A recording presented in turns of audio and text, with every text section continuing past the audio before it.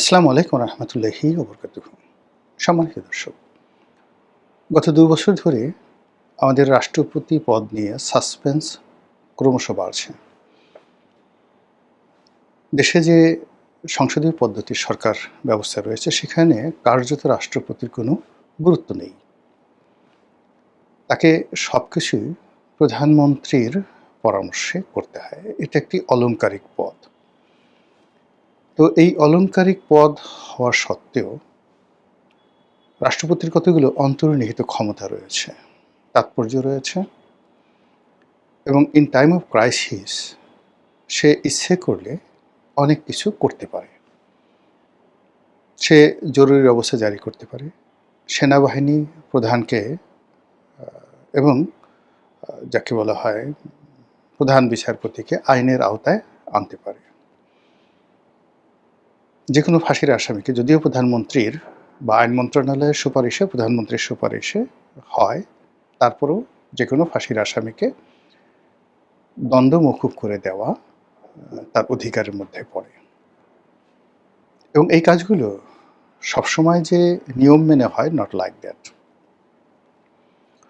এই পদে বিভিন্ন সময় বিভিন্ন মানুষ এসেছেন, তারা কেবলমাত্র ফিতা কেটেছেন আর ওই বঙ্গভবনের বলয়ের বাইরে যেতে পারেননি। কিন্তু প্রেসিডেন্সিয়াল ফর্ম অফ গভর্নমেন্টে যেমন এই পদটি ব্যবহার করে বঙ্গবন্ধু, তারপর জিয়াউর রহমান, হুসেন মোহাম্মদ এরশাদ তাদের ক্ষমতার চূড়ান্ত রূপ তারা দেখিয়েছেন। আবার দেখা গেল যে এই পদে কার্যত অলংকারিক, কিন্তু অলংকারিক থাকা সত্ত্বেও কিছুটা হলেও বিচারপতি শাহাবুদ্দিন আহমেদ যতদিন এই পদে ছিলেন সেখানে তার ওই পদের কিছু অনন্য বৈশিষ্ট্য তিনি রেখে গেছেন। আবার ক্রাইসিস মোমেন্টে বিএনপির জমানাতে যখন সেনাপ্রধান জেনারেল নাসিমের সঙ্গে সরকারের দূরত্ব চরমে, ঠিক সেই সময়টিতে আব্দুর রহমান বিশ্বাস যে সাহস নিয়ে, শক্তি নিয়ে সেনাপ্রধানকে পদচ্যুত করলেন, ঠিক সেম কাজটি কিন্তু ইয়াজউদ্দিন আহমেদ করতে পারতেন, তার সে অধিকার ছিল। আবার সেম কাজটি শাহাবুদ্দিন চুপ্পু করতে পারতেন, একই কাজটি আরও অনেকে করতে পারতেন, কিন্তু সেই আব্দুর রহমান বিশ্বাসের মতো বিশ্বাসযোগ্যতা সবার মধ্যে ছিল না। আবার ধরুন তত্ত্বাবধায়ক সরকারের প্রধান রূপে যারা আসছেন, এই প্রধান ব্যক্তিরূপে অনেকে অনেক কাজ করে গেছেন, কিন্তু বিচারপতি হাবিবুর রহমান যে সাহস দেখিয়েছেন, শক্তি দেখিয়েছেন, এটি বাংলাদেশের ইতিহাসে অনন্য। এবং আমরা যতদিন এই বাংলাদেশে গণতান্ত্রিক বিধি ব্যবস্থায় নির্বাচনী ব্যবস্থার কথা স্মরণ করব, ঠিক ততদিন বিচারপতি হাবিবুর রহমানের কথা আমরা শ্রদ্ধা ভরে স্মরণ করব। ইট মিনস প্রধানমন্ত্রী হন, তত্ত্বাবধায়ক সরকারের প্রধান হন, সংসদের বিরোধী দলীয় নেতা হন, কিংবা একজন সিম্পল সাধারণ এমপি হন, ডাজ নট ম্যাটার।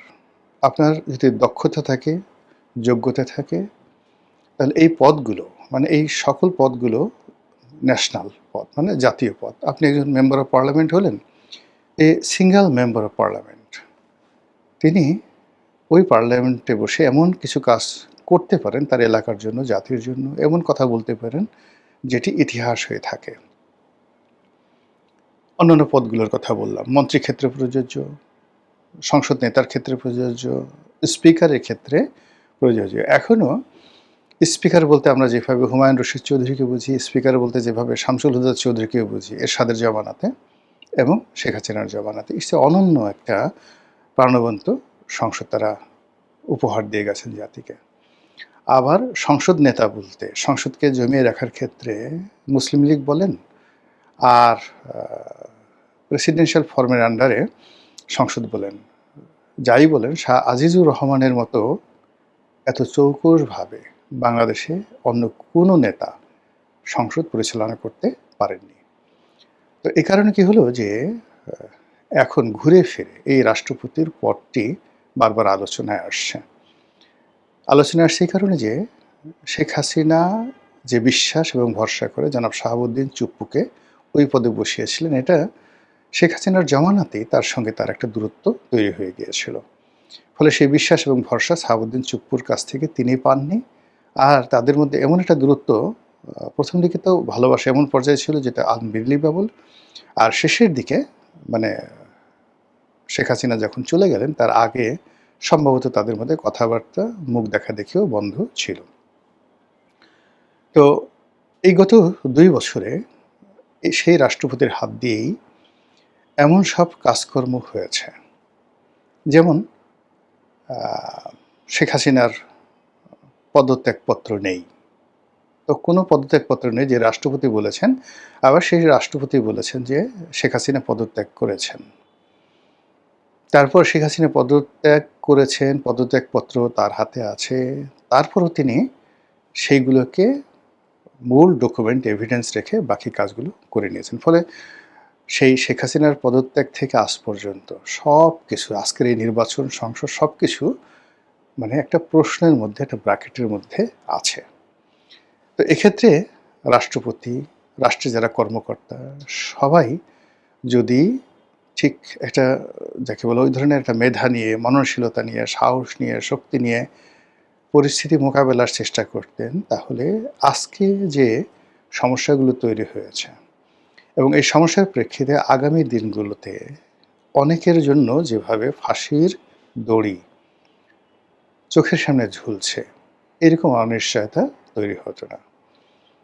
এই কারণে কি হলো, এই যে এইবার যে রাষ্ট্রপতির পদত্যাগ এবং সে পদে নতুন কাউকে দেওয়ার ক্ষেত্রে বিএনপিকে খুবই সতর্কতা অবলম্বন করতে হচ্ছে।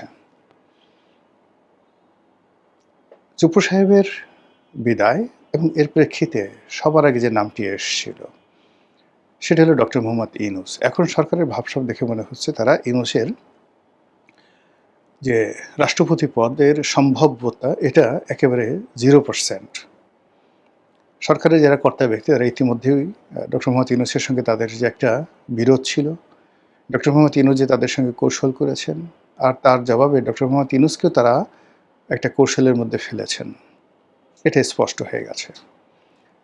সরকারি দলের নেতারা বলার চেষ্টা করছেন যে ডক্টর মোহাম্মদ ইউনূস ইলেকশন দিতে চায়নি, নির্বাচনে বিএনপিকে ধোঁকা দিতে চেয়েছিল, তার ইচ্ছা ছিল এনসিপি জামাতকে ক্ষমতায় আনা এবং ক্ষমতাকে প্রলম্বিত করা। কাজেই সেই জায়গাতে ডক্টর মোহাম্মদ ইউনূসকে ছলে বলে কৌশলে বিএনপি বাধ্য করেছে। কাজেই তার সঙ্গে তাদের কোনো কমিটমেন্ট নেই। একই সঙ্গে রাজনীতিতে এনসিপির সঙ্গে জামাতের সঙ্গে যে সকল সমঝোতা হয়েছে, কথাবার্তা হয়েছে, এটাকে বিএনপি এখন চাণক্য নীতি হিসেবে প্রচার করছে। আর ওদিকে ডক্টর মোহাম্মদ ইউনূস, তারপর জামাত, এনসিপি তারা প্রাণান্ত চেষ্টা করছে তাদের সঙ্গে যে সমঝোতাগুলো হয়েছে সেইগুলোর ব্যাপারে সরকারকে চাপ দেওয়ার জন্য, এবং সেই চাপের প্রেক্ষিতে 2026 সনের জুলাই মাস শেষ হতে চললো এবং এই সময়টাতে সারা বাংলাদেশে রীতিমতো একটার পর একটা অঘটন ঘটে চলেছে। আর ঠিক সেই সময়টাতে রাষ্ট্রপতির পদ আপাতত বা কার্যত খালি আছে। ডক্টর মোহাম্মদ ইউনূসের পর সম্ভাব্য যে নামটি শোনা গিয়েছিল তিনি মির্জা ফখরুল ইসলাম আলমগীর। সকল পত্রিকায় bdnews.com-এর মতো বাংলাদেশের শীর্ষস্থানীয় অনলাইন পোর্টালে যখন খবর এলো, তখন সাংবাদিকরা জিজ্ঞাসা করলেন মির্জা ফখরুল ইসলাম আলমগীরকে। উনি ভদ্রলোক মানুষ, কার্যত তিনি বা দৃশ্যত তিনি আসলে বিব্রত হলেন। এ কারণ হলো আমরা খবর করে দিয়েছি, এমন খবর যে দলের নীতি নির্ধারকরা বসেছিলেন এবং সবাই মিলে সিদ্ধান্ত নেওয়া হয়েছে দলের মধ্য থেকেই কাউকে রাষ্ট্রপতি বানানো হবে এবং তিনি হবেন মির্জা ফখরুল ইসলাম আলমগীর। কিন্তু তিনি বললেন যে এটা নেহায়েতি গুঞ্জন, তিনি আর এগোননি। এবং এই ধরনের বিষয় অনেকের জন্য বিব্রতকর। মধ্যে একবার বর্ষিয়ার নেতা আলতাফ হোসেন চৌধুরী সম্পর্কে খবর আসলে তিনি স্পিকার হচ্ছেন, লোকজন ফুলের মালা নিয়ে মানে রীতিমতো একেবারে প্রস্তুত হয়ে আছে অনেকে। আমার সাথে ওনার সাথে খুব ভালো খাতির, আমিও চিন্তা করলাম যে ওনাকে একটা টেলিফোন করে কংগ্রাচুলেশন জানাই। তো যাই হোক, পরে আর কিছু হলো না, উনি নিজে টেলিফোন করলেন। আমি বললাম যে স্যার আপনি ফোন করেছেন, আমি তো লজ্জায় ফোন করিনি, বিকজ আপনার তো হলো না। আমার ধারণা ছিল আপনি হবেন, হওয়ার পরে আমি একসাথে ফুলের মালা নিয়ে আপনার ওখানে যাব, মিষ্টি সিষ্টি নিয়ে যাব, ইত্যাদি ইত্যাদি। তো যাই হোক, উনিও খুব রসিক মানুষ, উনিও বললেন হ্যাঁ রনি, আমি তোমার অফিসে বা বাসায় যাব এবং কনুই দিয়ে তোমার ঘরের কলিং বেল টিপব। আমি তো অবাক হয়ে গেলাম, কনুই কেন? তো বলে, আরে বুঝো না, আমি ২ হাতে মিষ্টি নিয়ে যাব, ২ হাতে মিষ্টি নিয়ে যাব, তো যার জন্য সেই মিষ্টি থাকা অবস্থায় তো আমি সেই কলিং বেল টিপতে পারবো না, এই জন্য কনুই দিয়ে কলিং বেল টিপব। দুজনে হাসাহাসি করলাম, আরও অনেক কথাবার্তা বললাম। তো এইরকম জনাব মির্জা ফখরুল ইসলাম আলমগীরের ক্ষেত্রে প্রযোজ্য যে তাকে নিয়ে যে ধরনের প্রচার হচ্ছে, প্রোপাগান্ডা হচ্ছে, আলোচনা হচ্ছে, যদি এটি শেষ অবধি না হয় তাহলে এই ভদ্রলোক জীবন সান হয়ে এসে এক ধরনের বিরূপ পরিস্থিতি পড়বেন। এই জন্য তিনি বলছেন এটা নেহায়েত গুঞ্জন। অন্যদিকে যেটা হলো যে তাহলে কে হবেন? মানুষ তার স্বাভাবিকভাবে যেটা কল্পনা করে, মির্জা ফখরুল ইসলাম আলমগীর, অধ্যাপক ডক্টর খন্দকার মোশাররফ সাহেব, মঈন খান, নজরুল ইসলাম খান, ওনাদের নাম সঙ্গতির কারণে সিনিয়র হিসেবে চলে আসে। কিন্তু ইতিমধ্যে দলের যারা সিদ্ধান্ত গ্রহণ করেন এবং এই মুহূর্তে সরকারে যারা খুবই কর্তৃত্ববাদী, তারা সবাই তারেক রহমান সাহেবের সমবয়সী অথবা তার চেয়ে বয়সে ছোট, কিন্তু তার সঙ্গে অসাধারণ সুসম্পর্ক স্থাপন করেছেন তারা বিগত দিনগুলোতে। অনেকে বাংলাদেশে ছিলেন, অনেকে তার সঙ্গে লন্ডনে ছিলেন। এই যে তাকে কেন্দ্র করে তার যে কিচেন ক্যাবিনেট, এবং কিচেন ক্যাবিনেটের সঙ্গে সঙ্গে কিচেন ক্যাবিনেট ঢুকতে পারেন না, কিন্তু ক্যাবিনেটের বাইরে থাকেন এরকম অনেকে, তাদেরকে আপনি ধরে নিতে পারেন সরকারের তরুণ তুর্কি।